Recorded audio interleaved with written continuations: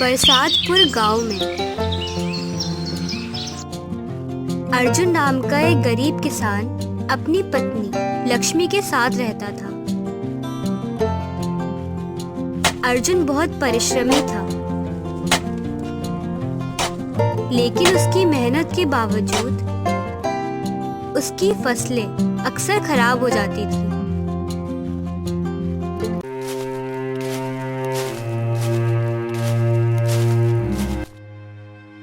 कितनी मेहनत करता हूँ, फिर भी मेरी फसलें हर बार खराब हो जाती हैं।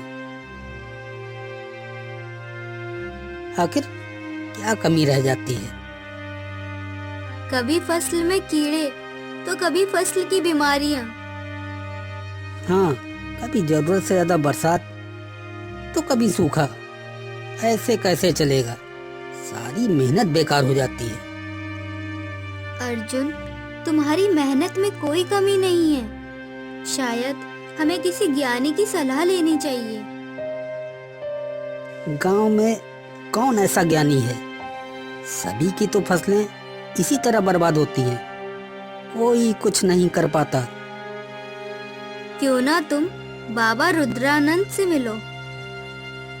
तुम सही कह रही हो लक्ष्मी, मैं बाबा रुद्रानंद से मिलने जाऊंगा। शायद वे ही हमारी मदद कर सकें। अर्जुन अपनी परेशानियों से त्रस्त होकर गांव के ज्ञानी संत बाबा रुद्रानंद से मिलने गया।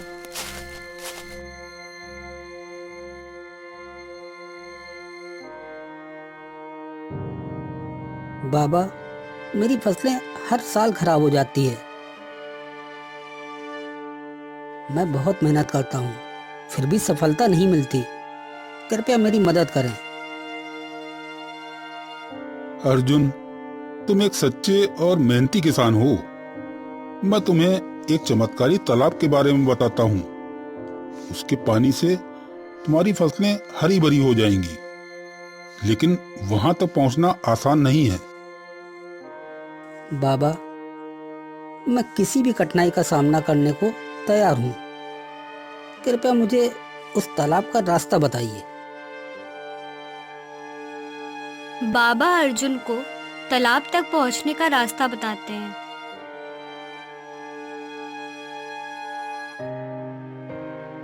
जाओ अर्जुन, यह रास्ता रहस्यों और खतरों से भरा है, लेकिन तुम्हारी सच्ची मेहनत तुम्हें सफलता अवश्य दिलाएगी।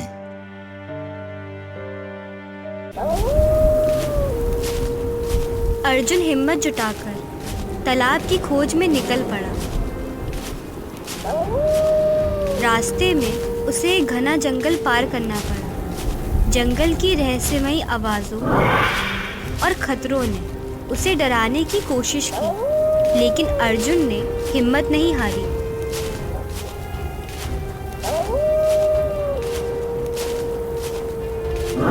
ये जंगल बहुत डरावना है, लेकिन मुझे हिम्मत नहीं हारनी चाहिए।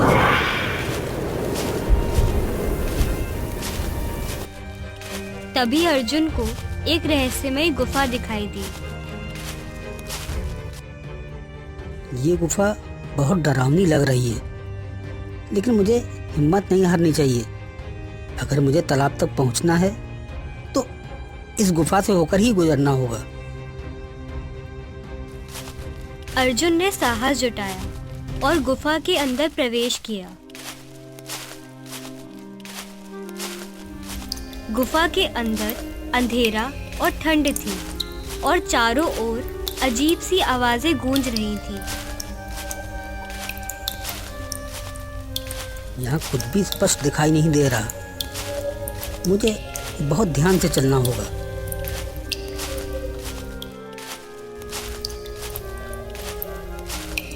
गुफा के अंदर चलते चलते अर्जुन को एक बड़ी चट्टान के पास एक शिलालेख दिखाई दिया। शिलालेख में लिखा था कि उसे 3 सवालों के सही उत्तर देने होंगे, तभी वह आगे बढ़ सकेगा।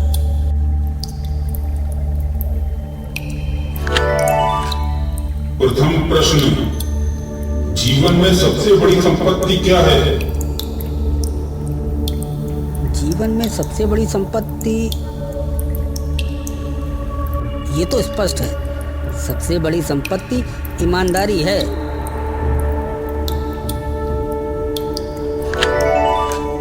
दूसरा प्रश्न, सबसे कठिन परीक्षा कौन सी है?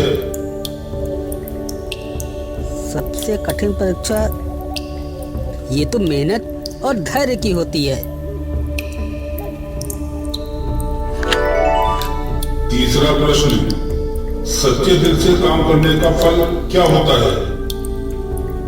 सच्चे दिल से काम करने का फल सफलता और संतोष है। अर्जुन ने सही उत्तर दिए और गुफा की चट्टानें हटने लगी, जिससे आगे का रास्ता खुल गया। अरे वाह, मैं सफल हो गया। ये तो बाहर जाने का रास्ता है। गुफा से बाहर निकलते ही अर्जुन ने चमत्कारी तालाब को सामने पाया।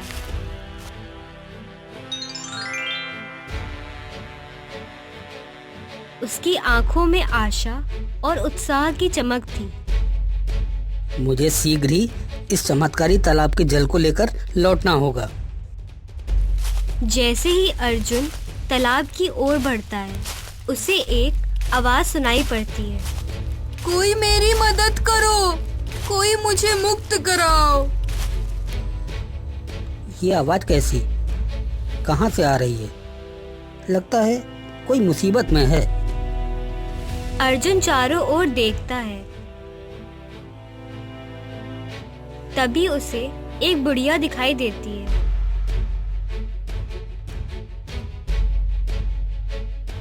अरे अम्मा, आप यहाँ कैसे? और आपको इस तरह किसने बांध रखा है?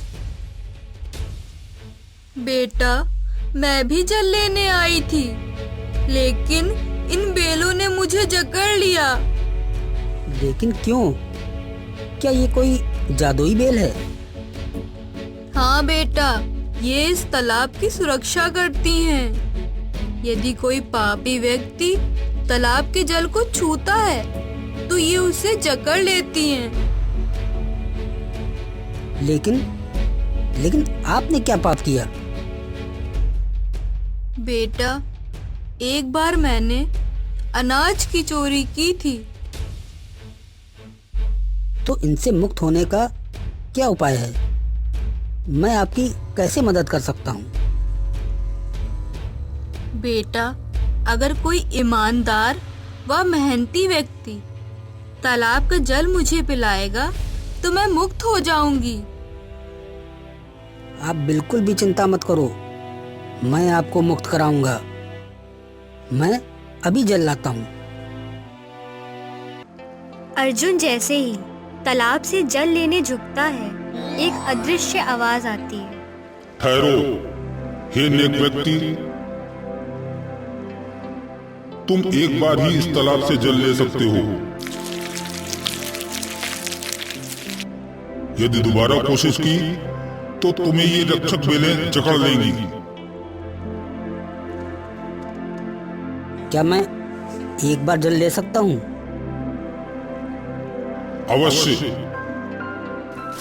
अर्जुन जल लेकर उसी बुढ़िया के पास जाता है।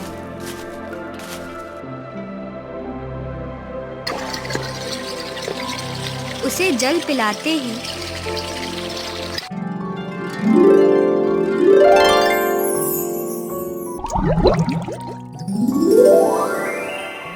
वह एक देवी के रूप में आ जाती है।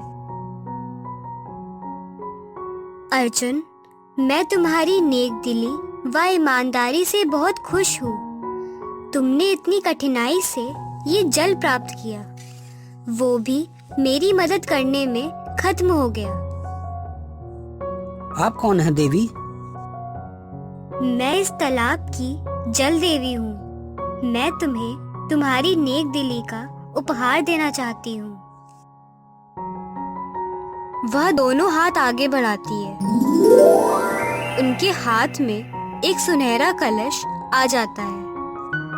ये अक्षय पात्र है इसमें चमत्कारी जल है जो कभी भी समाप्त नहीं होगा।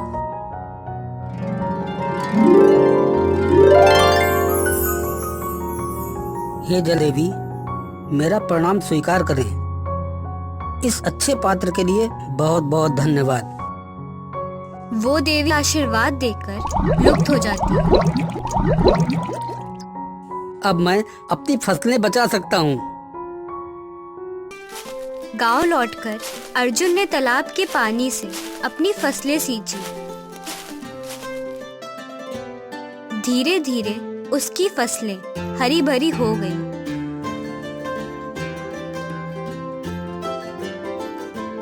देखो अर्जुन, हमारी फसलें कितनी सुंदर हो गई हैं। ये सब बाबा रुद्रानंद और उस चमत्कारी तालाब के पानी की कृपा है। अर्जुन ने अपने गांव के अन्य किसानों को भी तालाब का पानी दिया और उनकी फसलें सुधारने में मदद की। अर्जुन, तुम्हारी मदद से हमारी भी फसलें बेहतर हो रही हैं। हमें तुम पर गर्व है अर्जुन।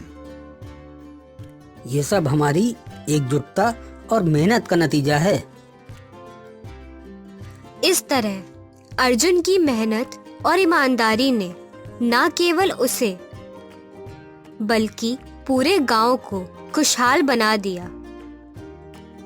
मेहनत और ईमानदारी से कोई भी मुश्किल पार की जा सकती है।